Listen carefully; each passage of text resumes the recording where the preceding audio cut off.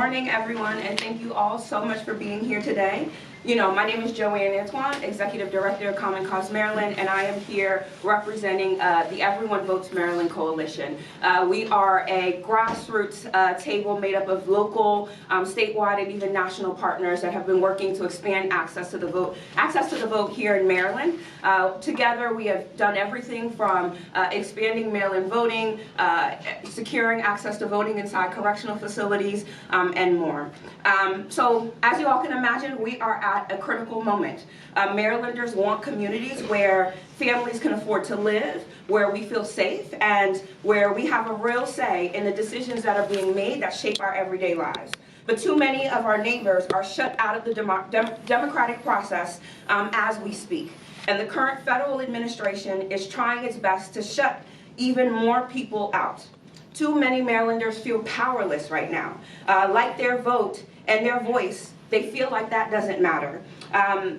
That silence comes at a dear cost. Corporations, wealthy special interests, and corrupt politicians are making people feel like their voices on an everyday by promoting policies that benefit them and not us.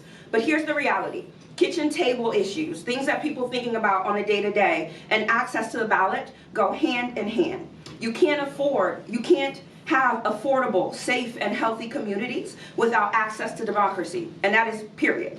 And make no mistake, if your vote didn't matter, then those in power wouldn't be working to take it away. This legislative session, our lawmakers have an opportunity, no, an obligation actually, to act. Too many Marylanders, again, feel like their vote doesn't count, and we can't afford to have that for another year. That's why the Everyone Votes Maryland Coalition, again, is bringing together and demanding that lawmakers pass voting rights legislation that will empower every Marylander and strengthen our democracy. Our legislators need to pass the Maryland Voting Rights Act now, so every Marylander can cast a meaningful ballot free from intimidation and harassment. And they must pass other pro-voter reforms that expand access to voting for all so that every Marylander can fully participate in our democracy. When we have the freedom to vote and determine our own futures, our communities are empowered. The time to build Maryland is now. Public support for the Maryland Voting Rights Act is overwhelmingly. So now I'd like to take a moment to introduce our amazing legislative sponsors. First, we have Delegate Stephanie Smith, representing Baltimore City, who has been championing the Maryland Voting Rights Act that is focused specifically on voter intimidation and suppression. Thank you so much. Thank you so much. Again, Delegate Stephanie Smith. I proudly represent the 45th District, which is East Baltimore, Northeast Baltimore City. And I stand before you saying that we do have one constitutional obligation during a 90-day session, and that is to pass a balanced budget. But I would say we have a moral obligation to protect voting rights before we leave this 90-day session. Because voting is the right that makes every other right possible. Anything else that we fight for and anyone else we try to protect and any other policy we try to advance is not possible if voters cannot select the representation that they want to speak on their behalf.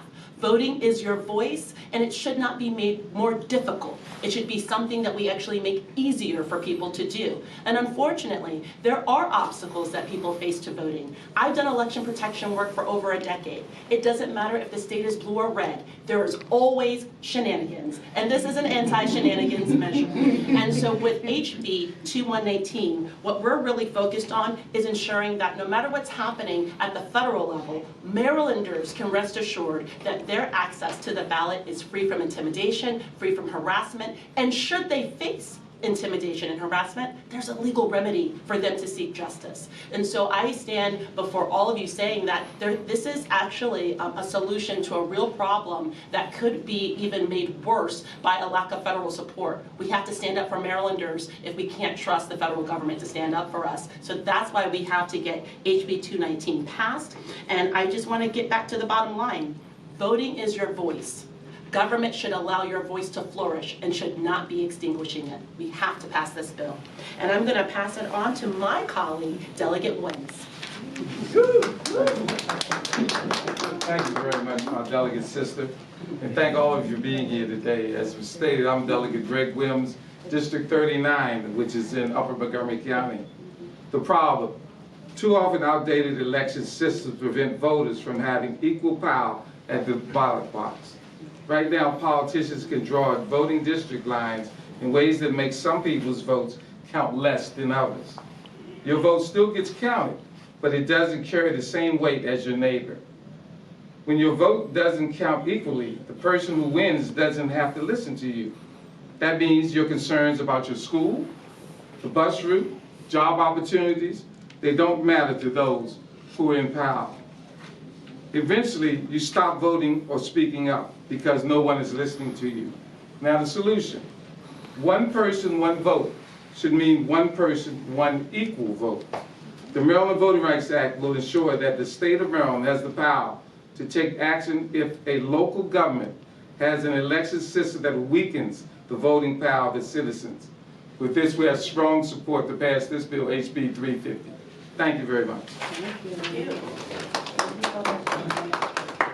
Again, thank you so much to our amazing legislative champions. We also have Senator Sid Noor, who couldn't be here with us today, who has been championing the Maryland Voting Rights Act. And that bill has already thankfully passed in the Senate. It is on its way over here to the House. So what we wanted to do was obviously center those who have been directly impacted by or disenfranchised in many cases. So we have 4 speakers today, 2 of which are going to focus on the Voting Rights Act specifically, and 2 others that are going to talk about their experience as individuals who were incarcerated and the work that they've been doing to expand access to the franchise.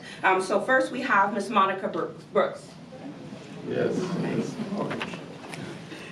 Okay. Good morning, everyone. Good morning. Glad to be here. My name is Monica Brooks. I am president of Wacomico County NAACP, also a resident on the Eastern Shore of Maryland, and I have a few words to share. So voting rights aren't something we only talk about in the past. They have been tested. We are being tested on this right now. And I know this personally because I ran for office in Wacomico in 2022. And in that race, I'm going to this side. In 2022, after spending many years going to council meetings, sending letters, writing to our council individuals, trying to get things changed, I decided to run for office. Unfortunately, at that point, we had an at-large system that was not allowing certain people that look like me necessary access to be able to participate freely. And those who have been representing us have not been listening to the people. Unfortunately, in that system, 3 black women ended up running against each other because we thought that was our only chance. Now, just to make things clear, Wacomico County and several others of us actually filed a lawsuit with the help of the ACLU that we won for voting rights in that area. So we have changed, we have eliminated the at-large system, and now we have 2 primarily black districts. Now, what is the relevance of that? In a rural community, when you're in other places where you see more people that look black and brown, when you're in an area that's a rural community where there's not much diversity, you understand and know that things have been the same way for hundreds of years, and people are slow to change. They don't want to see diversity. They don't want to see people have opportunity to share their voice, to get their votes out. And because of even this lawsuit that we filed and won, we were able to register to vote a 74-year-old black woman for the very first time. Yes. And legislation like this for 350 is going to encourage people to not only have their voices heard, but it's also going to show them that when they cast their votes or when they go to register or whatever they choose to do, that it's going to matter. Down in Wacomico County and other areas on the Eastern Shore of Maryland, it's a whole different animal. But with this kind of legislation, we know and believe this is going to give opportunity for everyone to have a fair fight, and they don't have to fight alone. They will have the backing of this state. They will have the backing of these legislators and organizations to let them know that when I cast my vote, when I go before this space, that it will actually make a difference. It doesn't matter where I come from, what my skin color is, what my culture is, whether I have an accent or not. I will have an equitable vote no matter what. Doesn't matter what's happening in the federal system, I will have an equitable vote no matter what. So this is the time for us to get this done, and if we can't do this in the state of Maryland, I don't know where we can. So I believe with this coalition and beyond, we are able to make a difference with this legislation, and I thank you for your time. Thank you again, Monica Brooks, and now we're going to pass it to Daryl Jones. Thank you, and thank you, Monica, for those words. I'm a product off the lower shore of Maryland, so I have a full appreciation for the struggles that are going on there. Good morning, everyone. My name is Attorney Daryl Jones. I'm the board chair and the co-leader of the Transformative Justice Coalition, which is a national, nonpartisan organization focused on increasing voter participation in our democracy. I'm also the general counsel for the Caucus of African American Leaders of Maryland. Let me begin by saying that Maryland, this is a viral voting moment that we are in. I and my organization, Transformative Justice Coalition, have traveled throughout this country, advocating for voting rights for all Americans, but especially for America's marginalized voters, black voters and voters of color. I stand here and I recall having local police in McDonough, Georgia, with their dogs, called on us in rural Georgia because we were advocating for marginalized voters to participate in the voting process, not decades ago, less than 5 years ago. Come on. I stand here today because I recall when we were in Early County in Blakely, Georgia, 4 years ago. And not the police, but intimidators. As we rallied to march for voting rights and to lead people to the polls, showed up with a pickup truck with bloodhounds to intimidate us. I stand here today and I recall fighting and getting arrested at the Senate office building, fighting for voting rights. I remember being arrested at the U.S. Capitol, fighting for voting rights. The Freedom to Vote Act would have resolved things such that we wouldn't need to be here today asking Maryland to pass a Voting Rights Act, but that did not happen. It did not pass. And so we find ourselves here today, still in this battle for voting rights for everyone. You know, I stand here today and recall being arrested in Phoenix, Arizona, alongside of Reverend Jesse Lewis Jackson Sr., who was ill with Parkinson's, to the degree that I had to work with and assist him as we were being taken into custody together, fighting for voting rights. I stand here today because something is wrong in Maryland. There's something wrong with the state that boasts the second highest, second largest black population in the country. A state that has greater than 50% of its counties, cities, and municipalities having a substantial black population, but at least 1/4 of those same local governments have none, zero, black elected members. There's something wrong in Maryland. But there's a remedy to the problem that Maryland faces now. The remedy is passing the MDVRA. It will help codify the prevention of voter dilution, help codify the protection of Maryland's most vulnerable voters. It will help assure that Maryland's local government resemble the individuals who make up that locally governed body. The Calais decision before the Supreme Court will be coming down from the U.S. Supreme Court shortly. It's anticipated that it will erode protections from the Voting Rights Act of 1965. In fact, several southern states have already planned emergency sessions when the Calais decision comes down and is released so that they can take steps immediately to reduce the political power of black and brown voters.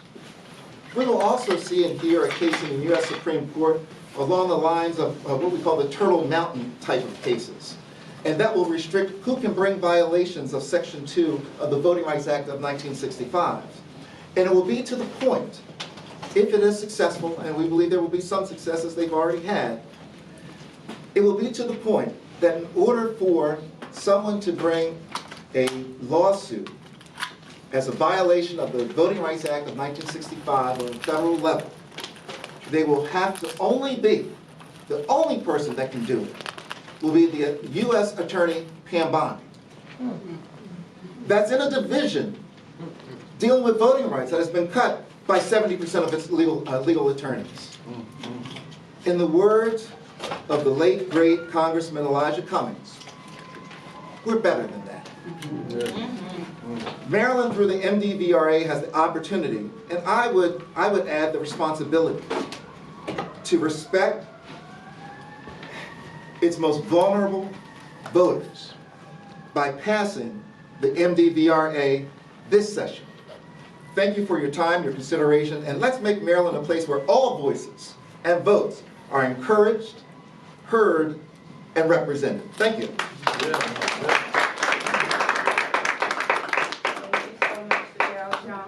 I'm now going to call on Ms. Monica Cooper. She serves as Executive Director and founder of the Maryland Justice Project, and we'll be speaking to how these protections specifically would help as we work to hopefully end felony disenfranchisement here in the state. So Monica. Thank you. Good morning. You have to excuse me because I am just a tad bit anxious with what's going on in the nation. I'm fearful. I'm afraid that we may not get to see another election. I'm afraid that this is the very last time lawmakers in this city, this state, this country have an opportunity to extend those voting rights to people who just might save this nation. The amount of people that's impacted by being in touch with the criminal justice system here in Maryland is great. It could significantly change the outcome of what we see now. I was reading the article in the Gilder Institute on American History, and I was reminded of how we got here. How we got here. Pain, suffering, lynching, and murder was the question of that day. Who deserves the vote? And it's still the question today. Do the free slave have the same rights as other Americans? So, as emotional as I can get and as anxious as I am, I stand before you as a formerly incarcerated woman. I stand before you as an elected member of the State Central Committee, elected by my peers who decided that my vote counts. And I'm going to vote for somebody that was formerly incarcerated that has the ability to help aid and assist in the growth of this state. I stand here as an American, a taxpaying American, that recognize that we are in the same place. This is a playbook that we've seen before. Who deserves the right to vote? So this body cannot afford to push this thing to the limit. They cannot afford to give every person that is an eligible person that can vote. We can't afford it. It's at the door. It's at our door. We cannot pass this opportunity. Years from now, Maryland will be spoken of. Years from now, when the children say, what did you do when democracy was under attack? Did you stand up for your brethren that didn't look like you? Did you assist them? Because when the vote goes, there goes democracy. That's it. Thank you.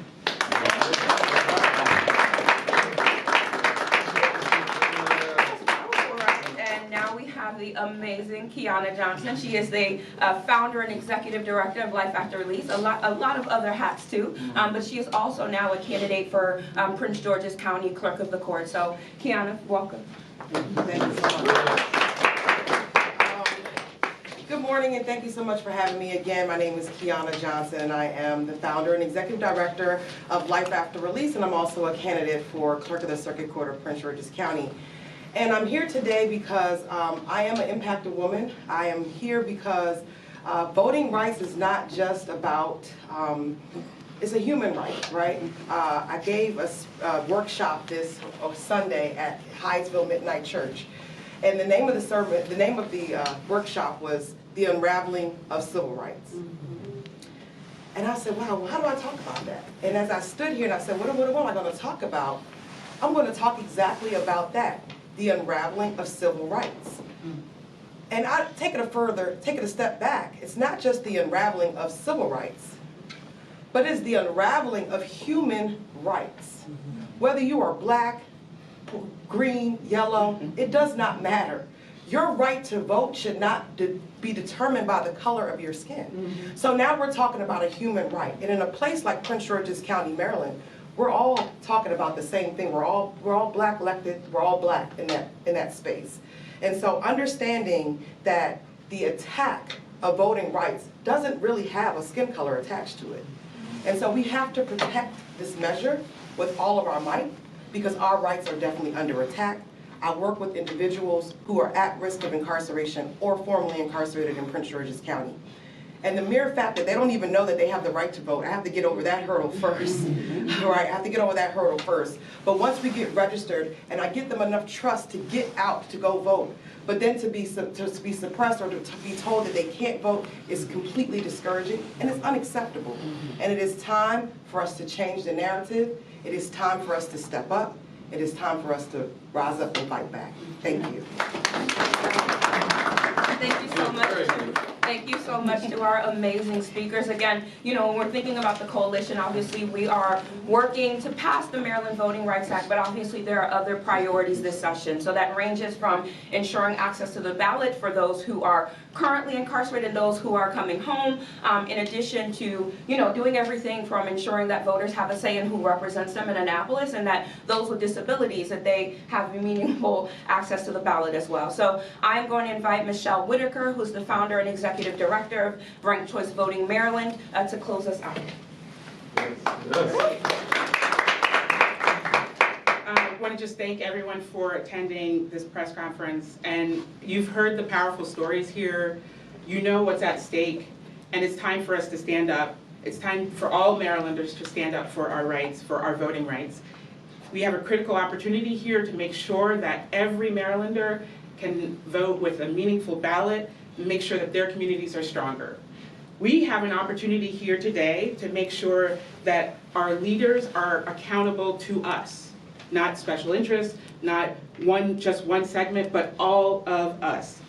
The Maryland Voting Rights Act and all of the pro-voter companion bills that are going to be heard today and over the next several weeks are critical to protecting our right to vote, ensuring we have access, and expanding our ability to fully express who we are, who we want to represent us. It builds a stronger democracy.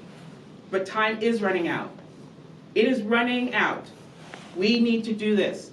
The federal government is the potential for our rights to be chipped away at the federal level means we need to act now. And every day we wait, Marylanders lose. So we have a simple ask. Pass the Maryland Voting Rights Act. This session. Yes. This session. Come on. This session. Pass the Maryland Voting Rights Act. Pass these pro-voter bills that will help to strengthen and ensure our democracy. Do not water them down. This is not for next year, this is for now. Because this is our rights, it is our vote, it is our choice, and it's our community, and it is our democracy.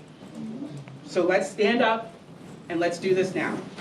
We're available for questions. Yes. Thank you so much to our partners.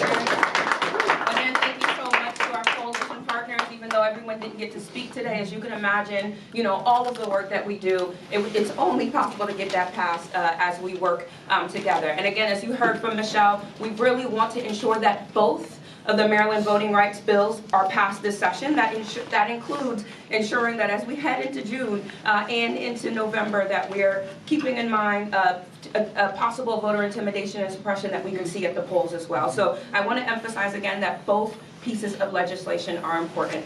So I'm going to pause there and just open it up in case there might be any questions at all. Can you talk about why it's important that both these bills get passed this session? Yes, and I'm going to pass it to us. Well, first of all, the bill is an emergency bill, so it is actually designated with that sense of urgency because we believe it should be not only passed quickly, but signed into law as quickly as possible. We know that we have an election coming up. We know that we're in an atmosphere where people are being told in America, maybe you'll never have to vote again.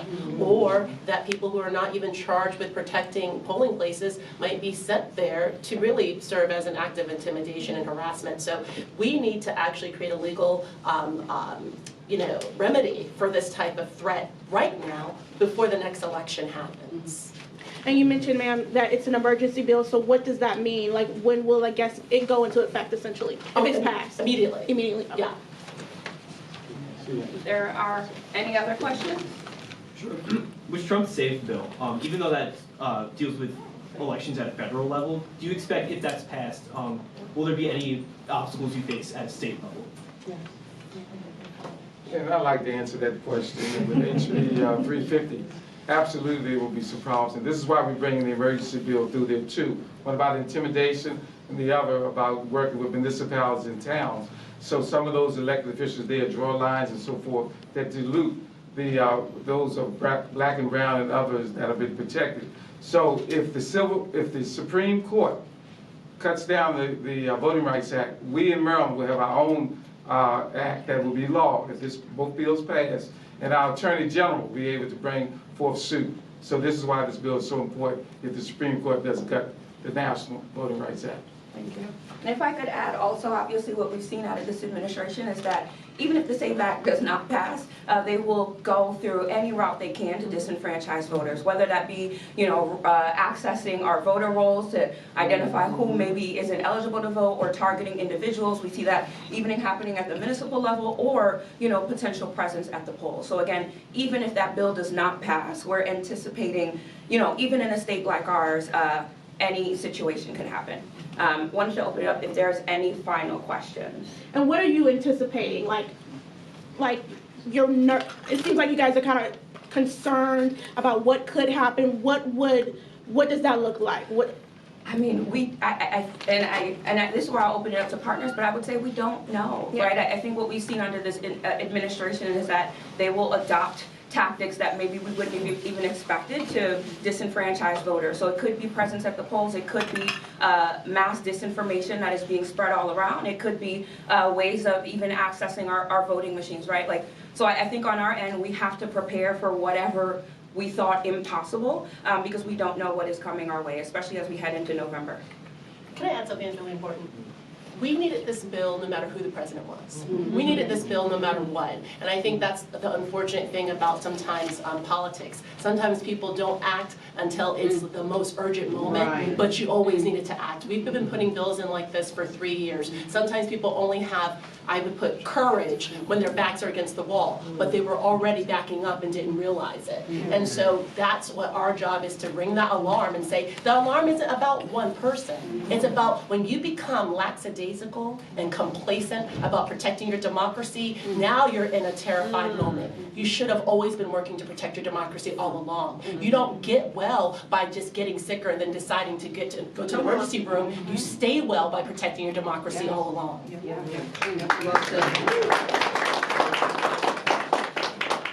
The delegates are 100% on point. One thing I wanted to lift up, and I raised it a little earlier, was that the Clay decision, because this isn't necessarily just about President Trump.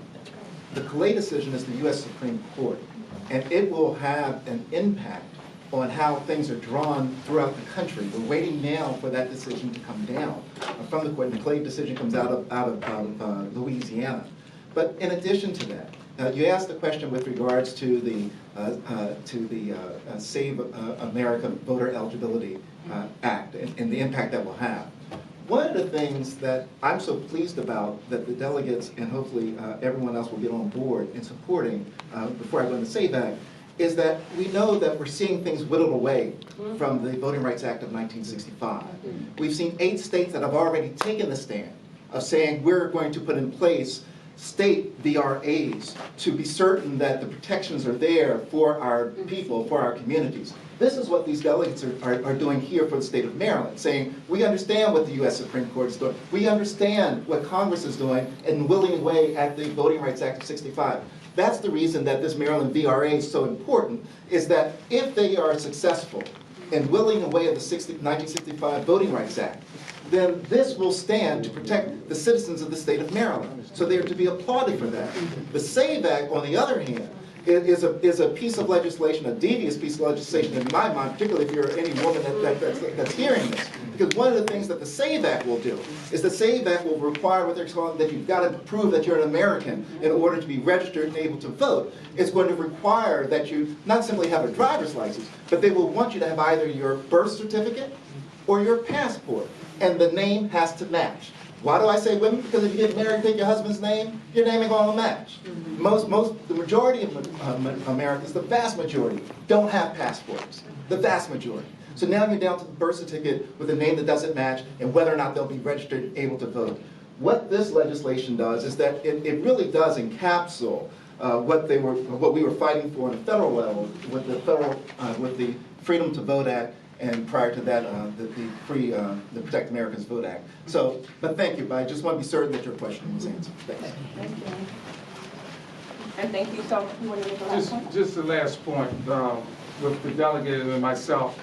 We're glad the press is here because this is very important that we cannot get this passed without this coalition, but also those who are out there, regular citizens, everyday people. We need you to talk to your pastor, your religious leaders, talk to your, of course, citizens, your neighbors, your cousins, because this is not going to be easy. As you just heard the delegate say to everyone, they're going to fight us, those who are opposed to it. But if everyone in this room and everyone's listening, contact their elected officials, we can get this passed this year. So that's all I want to say. Thank you. Thank you so much. If there are no additional questions, great. Thank you so much for joining us. And again, if you have legislators in Maryland, obviously urge them to pass the MDVRA too. Thank you.